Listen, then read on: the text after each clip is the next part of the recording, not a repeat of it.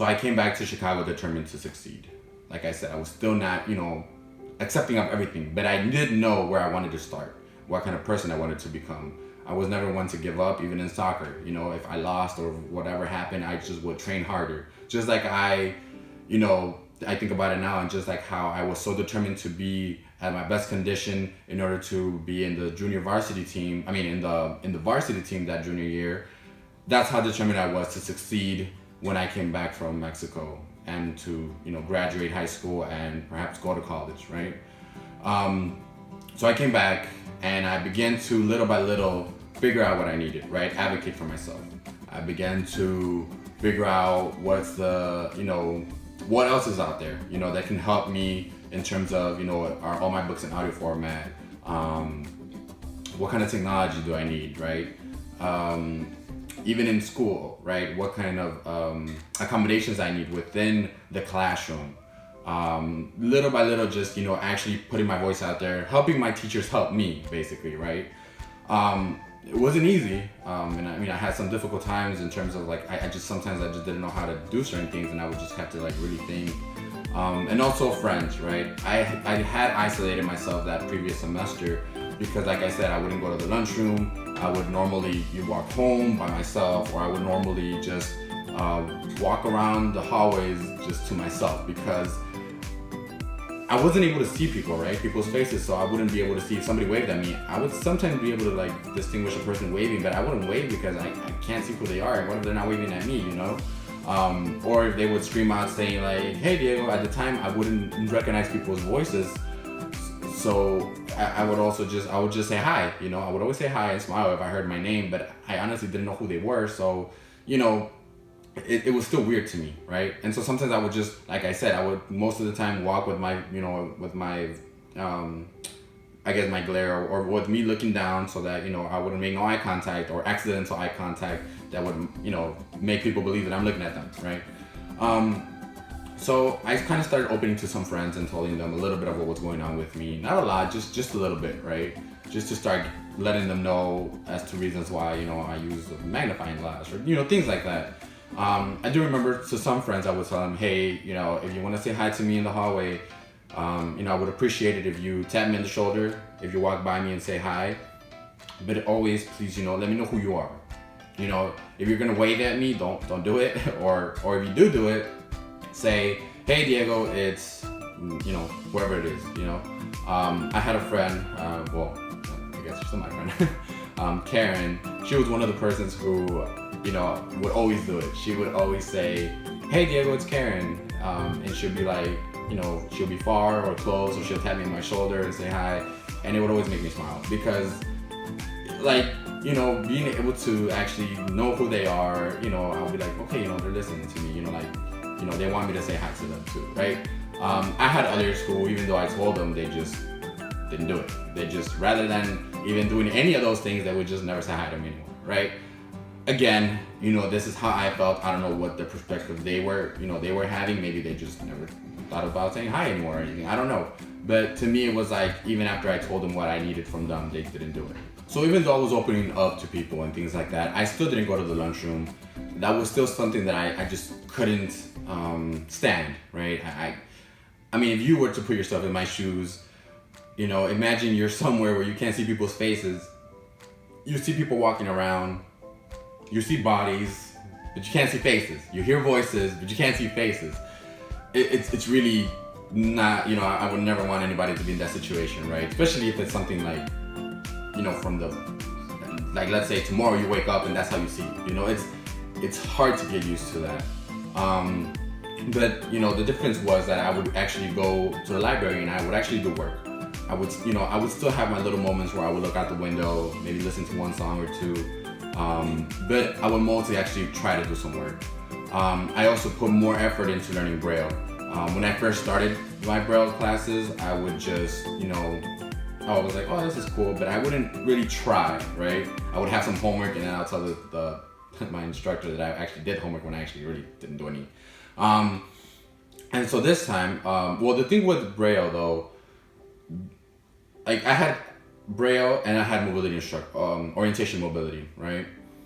And for both, they needed to meet, you know, we had to meet during school. So I did not want to take 2 periods off of a class, because, you know, most of my classes were honors or, you know, advanced placement. So if I missed class, it was a bit difficult for me to catch up in terms of, you know, it would make me have to actually read notes, which was more work on me, because that's already hard enough to read homework, right? So I wouldn't want that. So what I would do instead was I would do 0 period of Braille, right? I would start, I believe classes started at 8. I would have Braille at 7:30, right? Before, during the first semester, sometimes I would get there a little bit after 7:30, you know, because I didn't really care as much. But after that, you know, after I came back from Mexico, I would get there before the instructor. I would, you know, be ready. I would actually, you know, try my best and actually try and learn it. For orientation mobility, I would only, you know, be like, if you want me, you know, since we need to take me out of a class, take me out of my elective. I believe it was art that junior year, so I would get taken out of art to go outside and learn how to use the cane. The way I'll have another video explaining how exactly I learned how to use the cane, since I still had some vision. Basically, I'll just give this part where it's like I actually learned it blindfolded, which was, you know, pretty scary, because I was like, I'm still able to see. And all of a sudden I'm like, okay, well, I have to learn how to walk with no vision at all. So, but anyways, I'll get to that in another video. So I also put more effort into that. I still did not show my cane to anybody. A lot of times I had it folded and people thought they were drumsticks. In that cane video of how I learned how to use my cane, I'll show it to you guys, and so you guys can understand what I'm talking about. And so I would always, you know, make sure to take it out or unfold my cane once I was a few blocks or not a block, maybe like a block, or, you know, a certain good distance away from school that people wouldn't see me, right?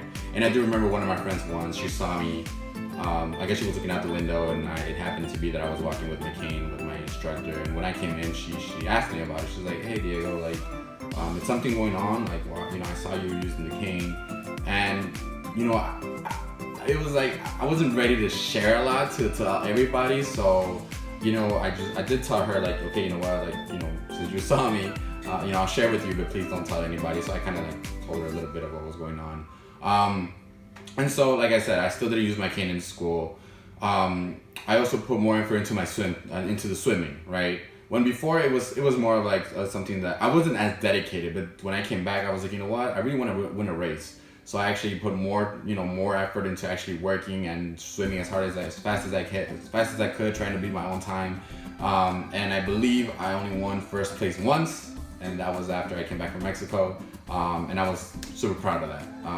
But, you know, again, you know, little by little, I began to put more effort into things. I found that motivation, that, you know, that energy. I don't know what else to call it. Just, you know, I needed something to push me forward. So in terms of homework and all that, and like my academics, I did much better. I think my first semester I ended with like maybe mostly B's, 1 or 2 A's, and I believe 1 C.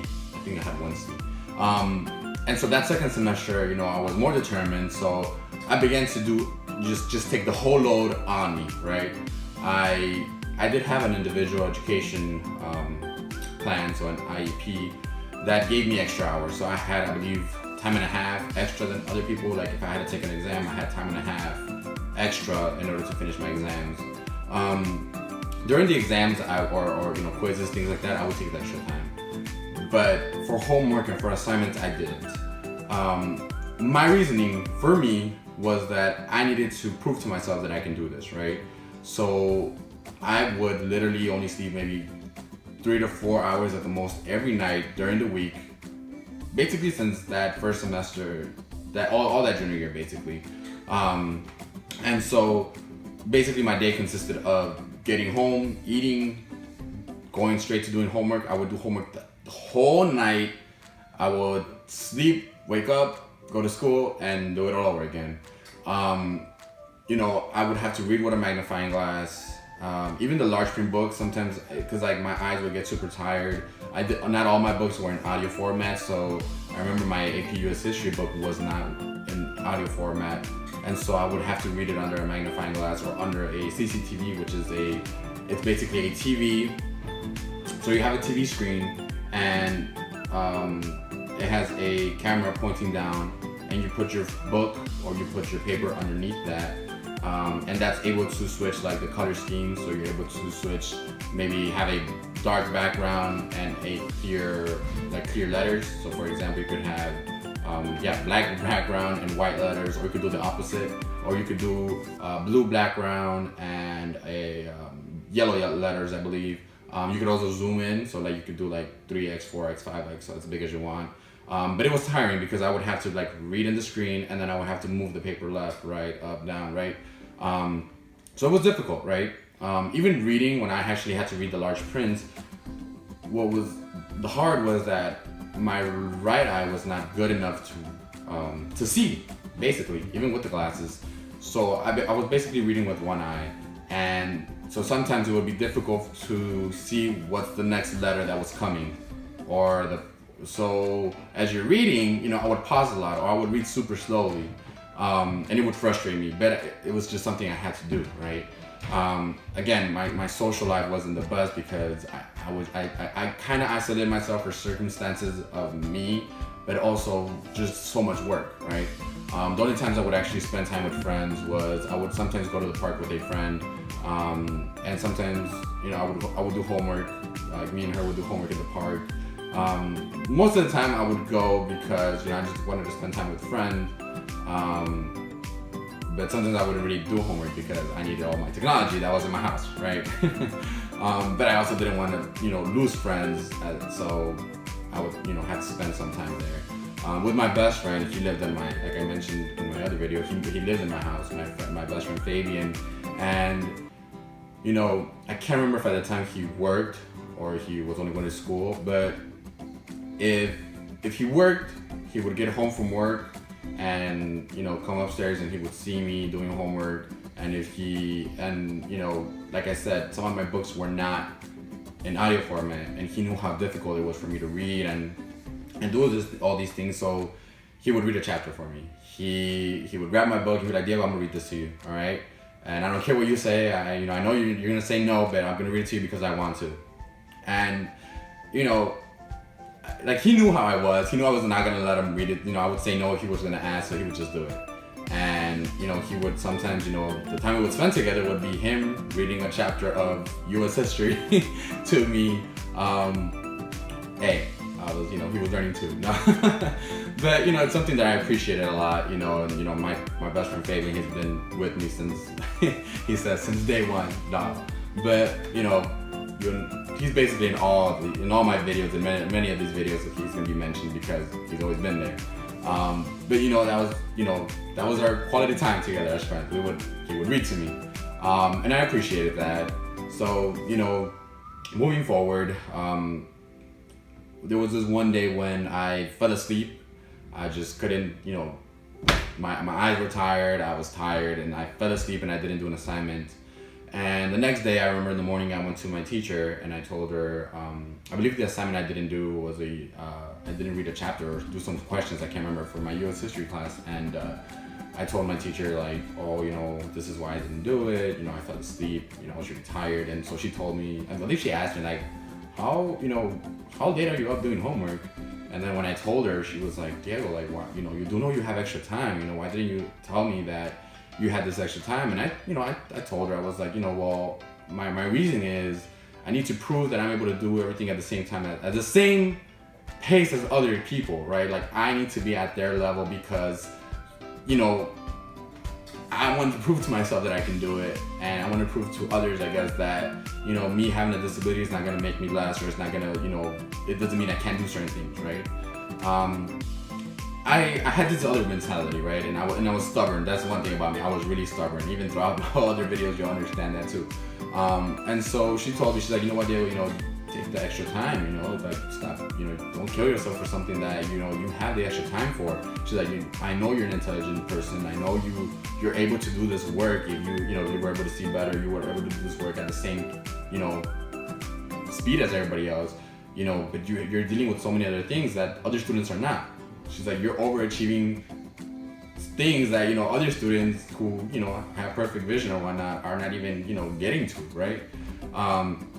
And so, you know, I did feel a little bit relieved, but I also, you know, I also felt like, wow, you know, like my teacher cares, which is, it's strange to say, but it was like, you know, I'm here like busting my ass and doing all this, and, you know, all along, I guess, I don't know what she thought, that I was just doing it and it was okay, I don't know.